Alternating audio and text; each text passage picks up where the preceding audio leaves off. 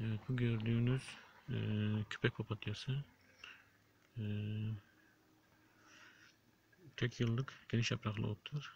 Boyu 10 santime kadar uzayabilir. E, Çok dallanmış gözüküyor. Çiçek tabanları dalın ucunda meydana gelir. E, Kafanın etrafındaki yapraklar beyaz ve kenarlardaki dişli olup ortası da sarıdır. Çiçekler Mart ayından Ağustos ayına kadar açılır gözüküyor. Daha çok hububat tarlalarında, patates, soğan, mercimek, kimyon tarlalarında, türünçgil bahçelerinde gözükür. Çiçekleri beyazdır.